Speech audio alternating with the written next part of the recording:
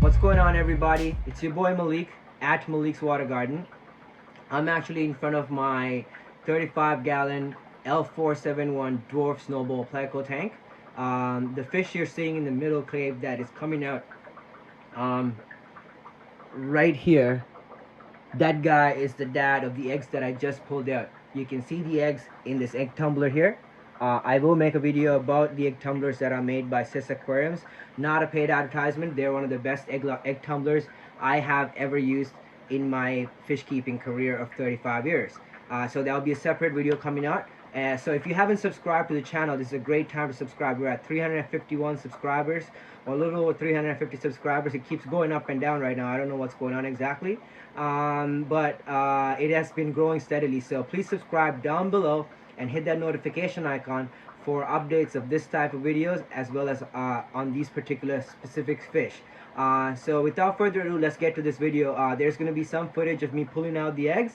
I'll fast forward through that and I'll put some music behind that. As you always know, I compose all the music that I'm using in my channel. I am a music composer by trade. And so yeah, please enjoy. As always, thank you so much for everybody that's subscribed. And if you haven't subscribed, please subscribe down below. It really helps me out. And also, please watch this video till the end. There's going to be a lot of valuable information as well. Go check out all my other videos that have all this other information about Hypancistrus spawnings, breedings, zebra plecos, as well as many other types of rare fish. So without further ado, let's get to this video. So what you're seeing on screen right now is my Hypancistrus species L471 dwarf snowball plecos. So these guys are different from all the other types of Hypancistrus that have these similar markings. They are often mistaken for a lot of different species that are related, but how you can tell that they are the dwarf species is that they will not grow past 2.5 inches. If you have fish that is more than 2 3/4 inch, that does have these characteristics and is continuing to grow, it's definitely not a Hypancistrus species L471.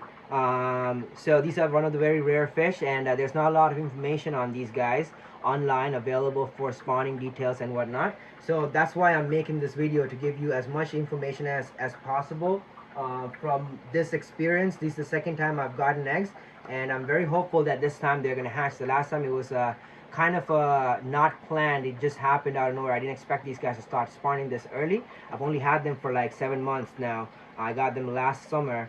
They are wild caught fish, so I was expecting them to start spawning at some point this end of this year or next year, early next year, which was when realistically I was expecting them to spawn. So when they did spawn last January, a few months ago, I did end up buying this Sis breeding tube here, or this egg tumbler, which is one of the best egg tumblers available. I'm very happy I did those purchases. Sis Aquariums or Sis Aquarium Supplies have been great. A lot of the stuff that they produce and manufacture, I use on around my fish room for Pleco spawning and egg rearing, as well as fry rearing, and I'm really happy with their products. This is not a paid advertisement. I really do use a lot of their products, so I highly recommend that brand of products, at least the stuff that I use, which are the egg tumblers, the breeder boxes, and their no clog air stones and all that good stuff. I'm really happy with all those products. So having said that, so these guys did spawn. They spawned a few days ago. I think last night. Yeah, last night was when the actual eggs were laid. The female was trapped in the cave for about 3 days prior to that. I was keeping a close eye on it because he did kill one of my females in February as well. Another one when I first got him. Actually two. So he's not the nicest boy. They are an aggressive species, so that's something to keep in mind. They're one of the most aggressive Hypancistrus that I have personally kept. The only other fish that is more aggressive than these guys that I have kept in terms of Hypancistrus is the Hypancistrus contridens that looks exactly like these but grows almost twice or more in size. They're about 5 to 6 inches in size, so they're a larger species, and you can definitely tell them apart because the contridens grows a lot of bristles. Even the females grows a lot of odontids on their face and tail areas when they are fully mature, and they grow to about 6 inches, so they're one of the bigger Hypancistrus. So it's really easy to tell them apart as they mature. But regardless, these are one of the most aggressive fish. And you can see how active they are too right now. They know that I'm sitting in front of the tank and they're still active. That is also partly because there's a lot of other fish in this tank, which is not ideal. I am taking out all these green laser corridoras out of here, at least all the adults. This large Altum Angel is going to have to get his or her new tank. Also, a lot of the other tetras, except for the flame tetras and the cardinals, are going to be moved out of here because I want this tank to start being a community breeding tank. Since these fish are wild caught, once these other and also the blue ram that you're seeing in the front left corner has to also go out into another tank. Just because once every other fish is gone out of here, except for the Hypancistrus 471s and some dither fish like the tetras, then I can get the 471s to community spawn because they are wild caught fish and they do what they do naturally. That's something to really take into consideration. People often ask me what I do to get my fish to spawn. Really and truly, I don't really do much to get the fish to spawn. I try to provide them with the cleanest water possible. So that means low nitrates, no ammonia, no nitrites. You know, so very clean water. I keep track of my water every day or regularly. Like I check the TDS in the tank to keep track of where my water is daily. That's an easiest way to keep track of your water. And I keep up with my water changes, and that's it. These fish live in natural tap water that comes out of Ontario, Lake Ontario. I live in Toronto, and so they live in Toronto tap water, and all I do for the water, I don't actually use prime right now because I am actually trying out not to use prime, just because prime adds a little bit more ammonia into my water. So I try to just age my water for 5 to 7 days in 5-gallon buckets, and then I do my water changes without any prime, and I've been quite successful with that. So that's all I do actually. The temperature in here, let's check the temperature real quickly. The temperature in here is, let's see, 80.9 degrees, so 81 degrees Fahrenheit. It's a little warmer on the top. It's a really tall tank, so it's there. 80.8, you know, just 80.9, 81 degrees, 81.2 degrees. So that's the temperature. The TDS is about 235 parts per million. The nitrate concentration is about 50 parts per million. It's a little higher than what I like.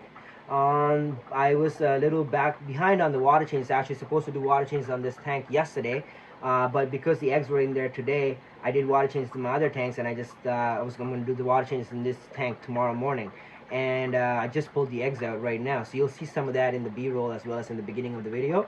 I'm really excited to get this caviar. I call it caviar just because that's what, you know, we're French Canadian. I'm not French Canadian, but Canada is a bilingual country. Anyways, I'm just messing around. So having said that, there's not much more I can add to this. Really excited about these fish. If you haven't subscribed to the channel, please subscribe and hit the notification icon for updates on this particular set of eggs as well as all my other fish. There's a lot of good videos I have been posting lately. There's a few videos about Hypancistrus zebra, care and maintenance. There's a spawning video coming out. It's going to cover a lot of species actually. I'm not just going to be talking particularly about Hypancistrus zebra anymore because I realized that Hypancistrus are all basically... I'm going to talk about that in the next video actually, so stay tuned for that. And if you haven't, please subscribe and hit that notification icon because I really have a lot of valuable, insightful information that I want to share with you guys. And as always, thank you for your support. I love you all. I know it's quite late. I hope everybody's staying safe. I know we are going through a quarantine right now. Things are going to get better.